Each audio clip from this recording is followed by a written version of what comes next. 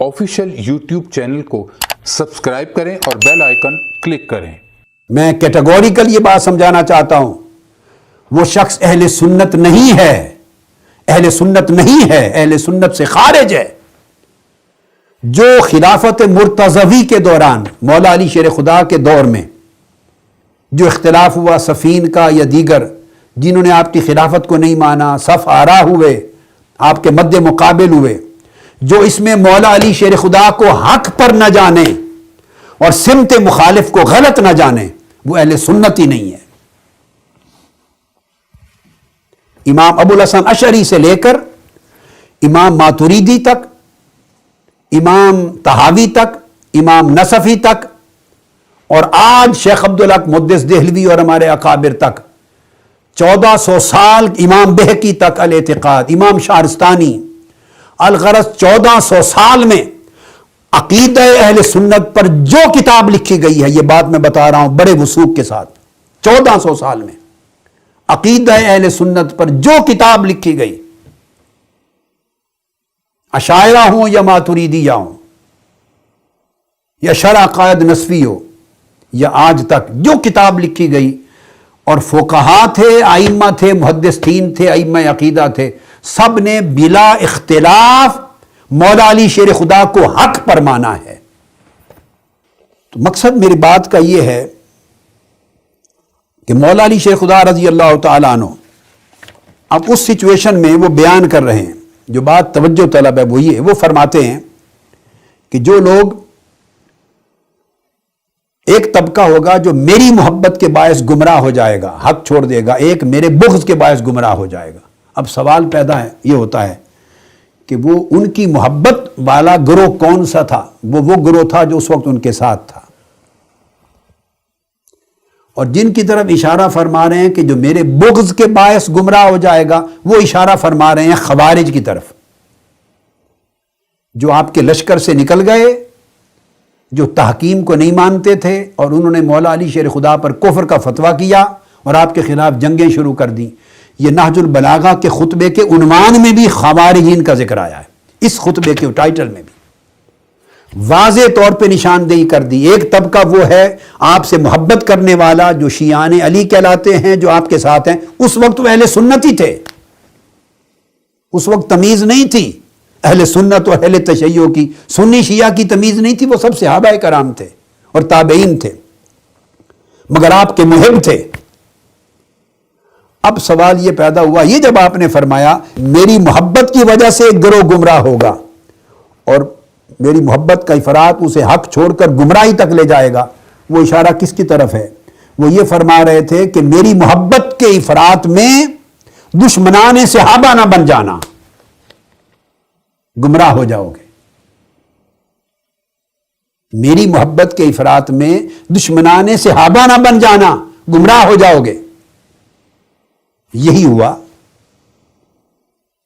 ये सारी तारीख जो बनी हुब्बे अली के इफरात में बनी, और जो जो इफरात बढ़ता गया, ज्यादती बढ़ती गई, सहाबा कराम पर तान और तशनी चलती रही। इससे मौला अली शेर खुदा ने मना फरमाया था कि मेरी मोहब्बत, ए मेरे लश्कर, ए मेरे हिमायतियों, ए मेरी मोहब्बत में मेरे साथ लड़ने वाले, मुझे हक पर समझने वालों, मेरे साथ तलवारें नियाम से निकाल कर चलने वालों, कहीं ऐसा ना हो कि आने वाले वक्त में जब इख्तिलाफात बढ़े, आप देख रहे थे बनु उमैया का दौर शुरू हो चुका था और होने वाला था कि बनु उमैया के दौर में छोकरे, बनु उमैया के लौंडे,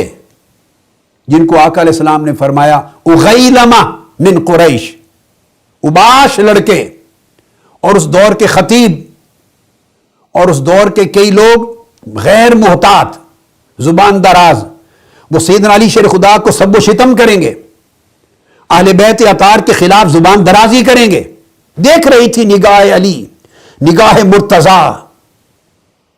देख रही थी कि मेरे खिलाफ जब एक नई हुकूमत कायम हो जाएगी तो उनमें कई लोग, निचले लोग, सब शितम करेंगे, मुखालफत करेंगे, मेरे फजाइल और मनाकिब पर पाबंदी होगी, अहले बैत की शान के खिलाफ बोलेंगे, और ये बढ़ेगा। बनु अब्बास में भी यही हुआ। बनु उमैया में तो ओपनली होता था اور بنو عباس میں خلیفہ ابو جعفر المنصور محبت اہل بیت کے نام پر اقتدار میں آئے یہ لوگ بنو عباس. واقعہ کربلا کا بنو امیہ سے انتقام لینے کے لیے انہوں نے تمام محبان علی اور اہل سنت اور پوری امت جو اہل بیت سے محبت کرنے والی تھی ان کی ہمدردیاں لیں. واقعہ کربلا کے نام کو ایکسپلائٹ کیا، اہل بیت کی محبت کو ایکسپلائٹ کیا، اکٹھا کیا اور کر کے اقتدار میں آئے بنو عباس، اور پھر مارا. 1.25 لاکھ یا اس سے بھی زائد لوگ قتل کیے تاکہ اعتماد بیٹھ جائے کہ یہ اہل بیت کے محبت کرنے والوں کی حکومت آ گئی ہے. اور لوگوں کو دھوکہ دینے کے لیے اپنا لباس بھی، جبہ بھی کالا رکھا. بنو عباس کے خلفاء کالا لباس پہنتے، امامہ بھی کالا رکھا، جھنڈا بھی کالے رنگ کا رکھا. یہ بنو عباس کے خلفاء جب آئے، چونکہ ایکسپلائٹ کیا تھا محبت اہل بیت کا نام، لیکن جب مستحکم ہو گئے، ان کی جڑیں مضبوط ہو گئی. یہ حکمران اور سیاست دان جو اصل سیاست دان ہوتے ہیں وہ کسی کے مخلص نہیں ہوتے. جب ان کی جڑیں مضبوط ہو گئی، حکومت مستحکم ہو گئی، تو پھر بنو امیہ نے تو ایک امام کو شہید کیا تھا، امام حسین کو کربلا معلی میں. حضرت محمد بن حنفیہ اور نفس زکیہ کچھ لوگ نکلے تھے، مگر جب بنو عباس کی جڑیں مضبوط ہو گئی تو اہل بیت کا نام لے کر اقتدار پہ آنے والوں نے کئی ائمہ اطہار اہل بیت کو شہید کیا. مدینہ طیبہ سے لے گئے امام موسیٰ کاظم کو اور کئی ائمہ کو قید کر کے کئی لے گئے بغداد. کسی کو قید خانے میں رکھا، کسی کو شہید کر دیا،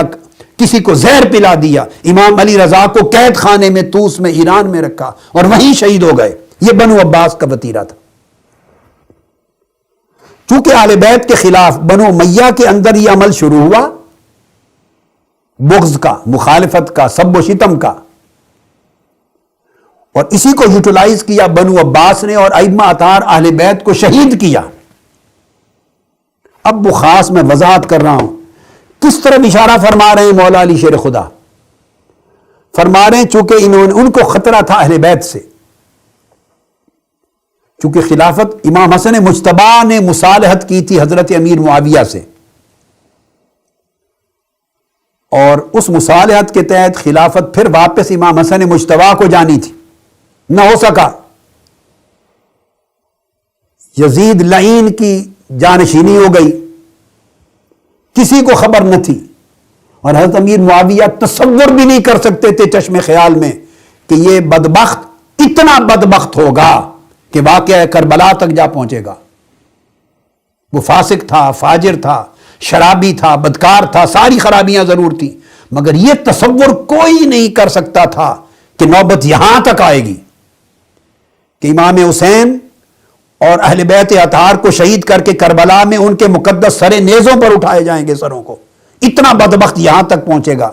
ان کی شہادت سے، ان کے خون سے بھی اپنا منہ رنگنے سے باز نہیں آئے گا. یہ تصور کوئی نہیں کر سکتا تھا. انہوں نے منع بھی کیا تھا ان سے تعرض نہ کرنا، ان کے ساتھ سخت رویہ اختیار نہ کرنا، مگر وہ بدبخت، فاسق، منحرف، نافرمان ہر ایک کا نافرمان تھا. چونکہ اتنا بڑا واقعہ پیش آیا تو رد عمل ہوا، اہل بیت کی محبت اور دلوں میں بڑھی اور رد عمل ہوا. پھر بنو عباس میں ائمہ اطہار شہید ہوتے گئے، رد عمل بڑھتا گیا. اس رد عمل کی طرف اشارہ کر رہے ہیں مولا علی شیر خدا کہ دیکھو اہل بیت اطہار پر مظالم ہوں گے، جبر ہوگا، وہ قید ہوں گے، شہید کیے جائیں گے،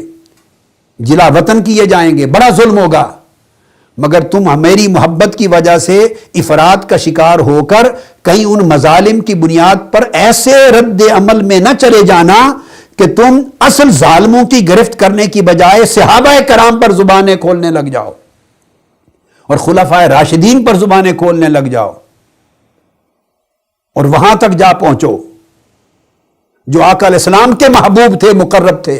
جو حضور علیہ السلام کے جانثار تھے، جو تاجدار کائنات کے سچے وفادار تھے، جو میرے بھائی تھے، ہم نے مل کے زندگیاں گزاری تھی، ہجرت کی تھی، جہاد کیے تھے، تن من دھن لٹائے تھے، کہیں ان پر تمہاری زبانیں نہ کھل جائیں.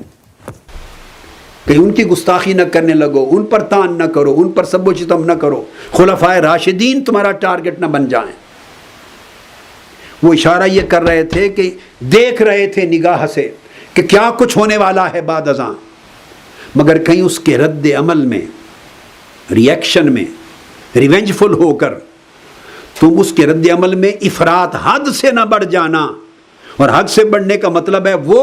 جو اس پورے معاملے میں ذمہ دار اور قصوروار نہیں ہوں گے، وہ اجل صحابہ کرام اور خلفائے راشدین، کہیں ان کی گستاخی کی طرف نہ آ جانا، ان پر تہمتیں نہ لگا دینا اور تمہاری زبانیں ان کی تہمتوں کے لیے نہ کھل جائیں، یہ فرما رہے تھے۔ اور دوسری طرف فرمایا خارجیو، کیونکہ خوارج کی طرف دوسرا خطاب ہے،